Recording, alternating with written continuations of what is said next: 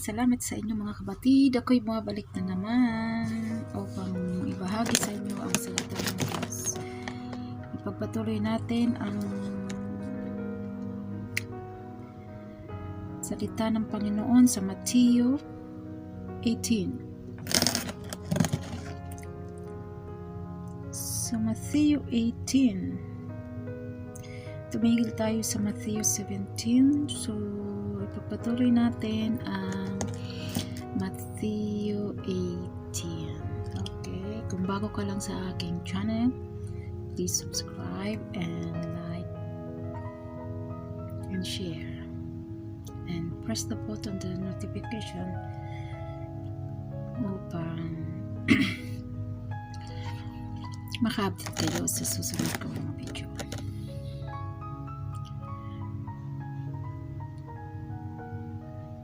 Okay, pagpatuloy natin sa Matthew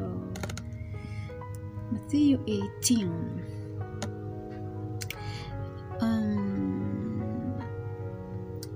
Gusto kong matapos tong yung Matthew, kasi papasahin natin ang Mark. Maganda ang Mark. Okay, so sa Mark, so lagi kayong makinig sa aking pinabasa kasi ito ay salita ng Diyos. Okay. My Savior channel. Huwag kalimutan ang aking channel. Sabi sa Matthew 18, at the same time came the disciples unto Jesus, saying, Who is the greatest in the kingdom of heaven?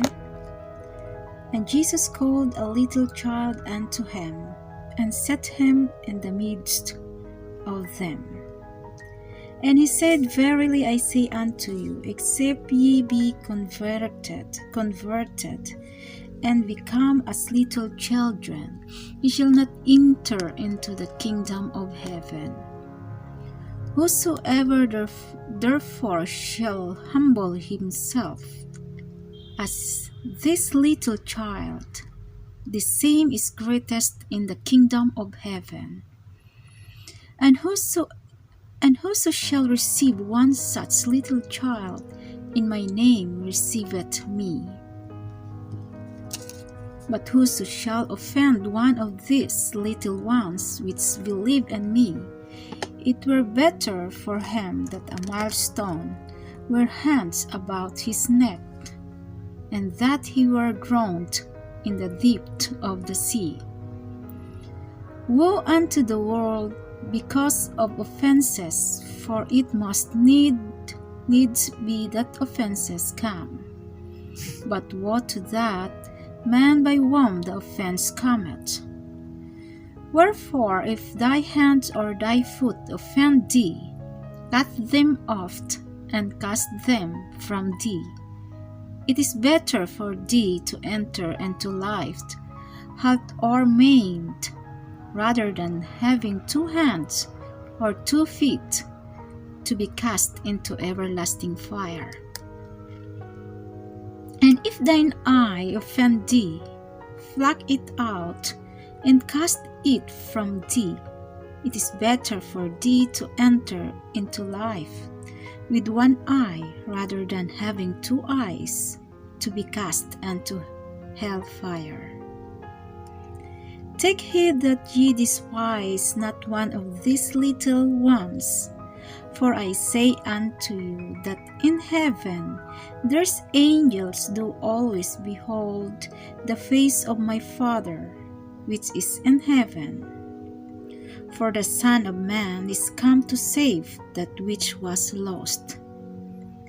How think ye, if a man have 100 sheep, and one of them be gone astray, doth he not leave the 99 and goeth unto the mountains, and seeketh that which is gone astray?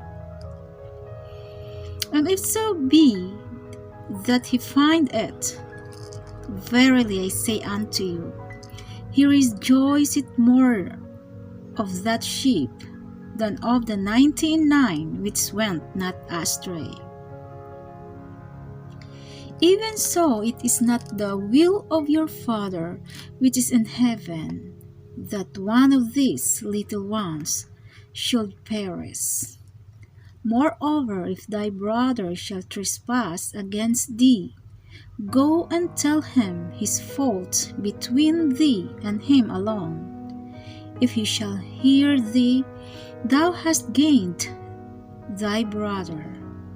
But if he will not hear thee, then take with thee 1 or 2 more, that in the mouth of 2 or 3 witnesses every word may be established. And if you shall neglect to hear them, tell it unto the church. But if he neglect to hear the church, let him be unto thee as an heathen man and a publican. Verily I say unto you, whatsoever ye shall bind on earth shall be bound in heaven, and whatsoever ye shall loose on earth shall be loosed in heaven. Again I say unto you, that if 2 of you shall agree on earth as touching anything that they shall ask, it shall be done for them of my Father which is in heaven. For where 2 or 3 are gathered together in my name, there am I in the midst of them. Then came Peter to him and said, Lord, how oft shall my brother sin against me, and I forgive him? Till 7 times? Jesus said unto him, I say not unto thee until 7 times, but until 70 times 7. Therefore is the kingdom of heaven like unto a certain king, which will take account of his servants. And when he had begun to reckon, one was brought unto him, which owed him 10,000 talents. But for as much as he had not to pay, his Lord commanded him to be sold, and his wife and children, and all that he had, and payment to be made. The servant therefore fell down and worshipped him, saying, Lord, have patience with me, and I will pay thee all.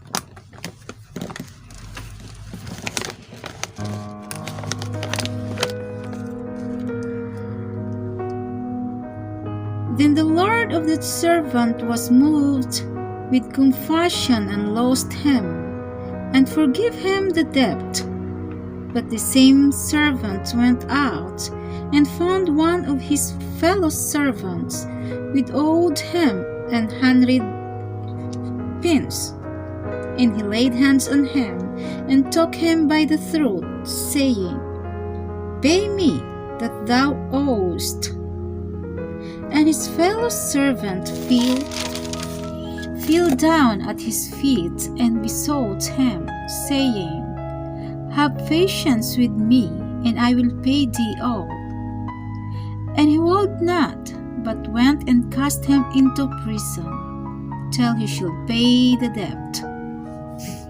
So when his fellow servants saw what was done, they were very sorry, and came and told unto their Lord all that was done.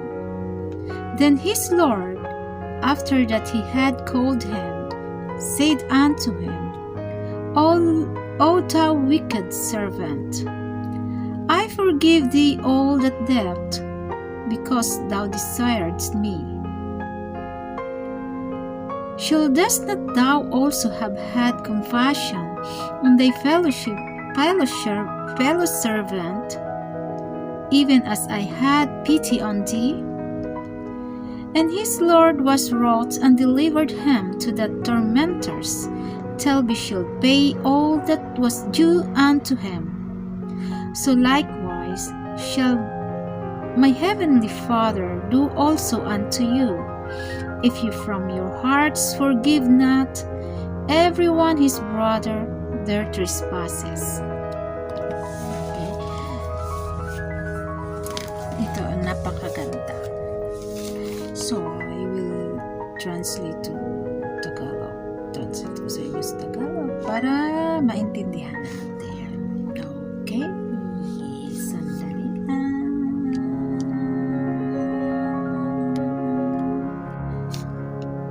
Mateo Kabanata 18. Mateo Kabanata 18. So, Tagalogin natin. Nang oras na iyon ay nagsilapit ang mga alagad kay Jesus na nagagsabi, "Sino nga ba ang pinakadakila sa kaharian ng langit?"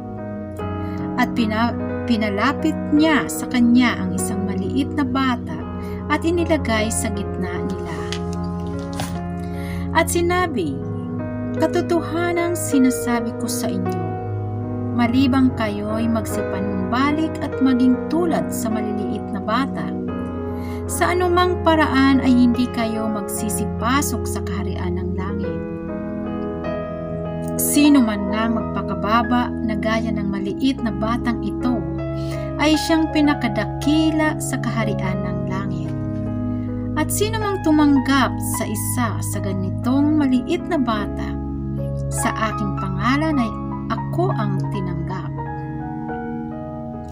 Natapot sino mang magbigay ng ikatitisod sa isa sa maliliit na ito na nagsisisimpalataya sa akin, ay may pakikinabangin pa siya kung bitinan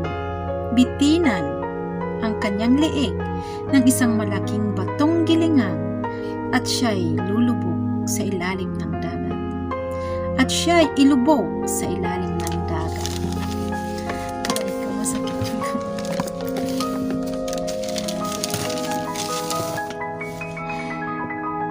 Sa aba ng sanglibutan dahil sa mga kadahilanan ng pagkatisod, sapagkat kinakailangang dumating ang mga kadahilanan datapwat sa aba ng taong iyong panggalingan ng kadahilanan. At kung ang kamay mo o ang paa mo ay makapagpapatisod sa iyo, ay putulin mo at iyong itapon. Mabuti pa sa iyo ang pumasok sa buhay na pagkaw o pilay, kaysa sa may dalawang kamay o dalawang paa na ibulid ka sa apoy na walang hanggan. At kung ang mata mo ang makapagpapatisod sa iyo, dukitin mo at iyong itapon. Mabuti pa sa iyo ang pumasok sa buhay na iisa ang mata, kaysa sa may dalawang mata na ibulid ka sa apoy ng impyerno. Tama, totoo.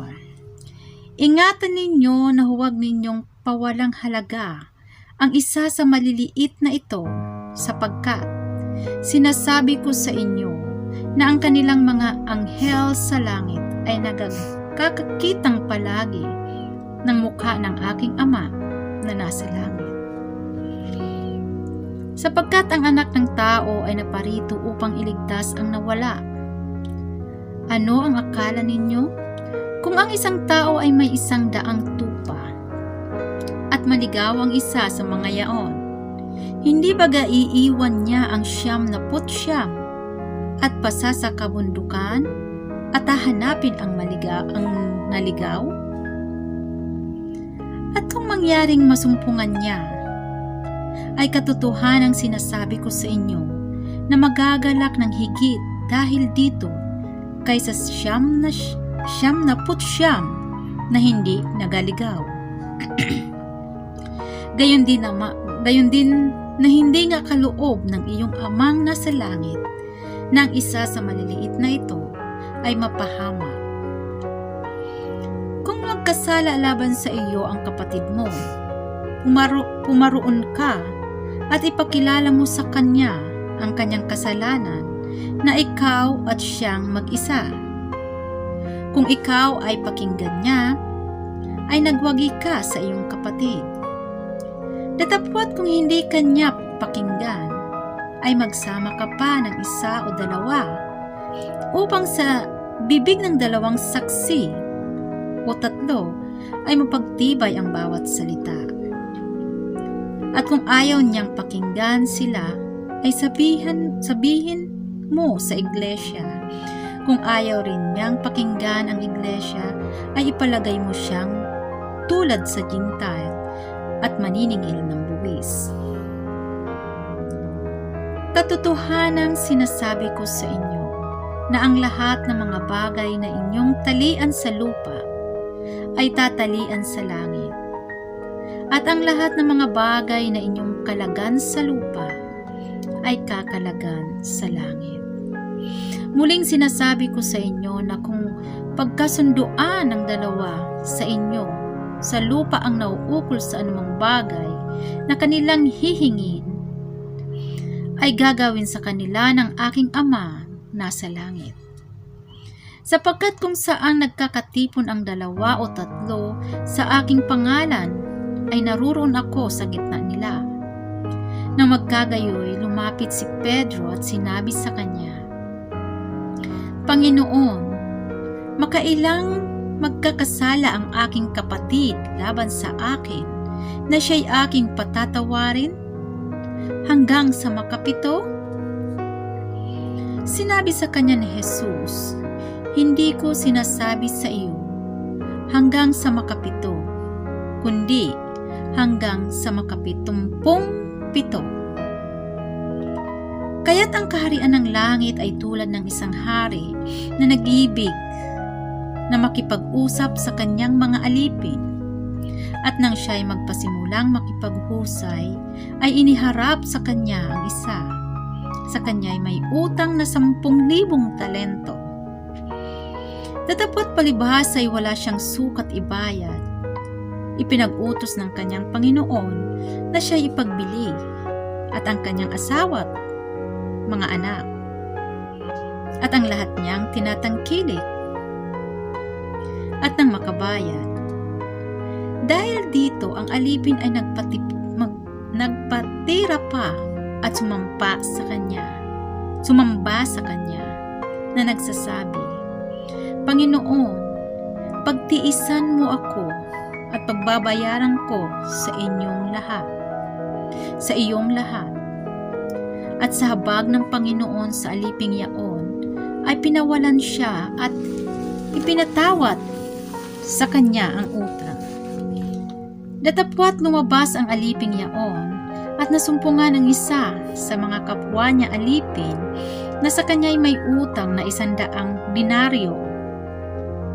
At kanyang hinawakan siya at sinakal niya na sinasabi, Bayaran mo ang utang mo. Kaya't nagpatira pa ang kanyang kapwa alipin at tamanhik sa kanya na nagsasabi, Pagtiisan mo ako at ikaw ay pagbabayaran ko. At siya'y ayaw at yumaon at siya'y ipinabilanggo hanggang sa magbayad siya ng utang. Nang makita nga ng kanyang mga kapwa alipin ang nangyari, ay nangamanglaw silang lubha at nagsiparoon at sinaysay sa kanilang Panginoon ang lahat ng nangyari.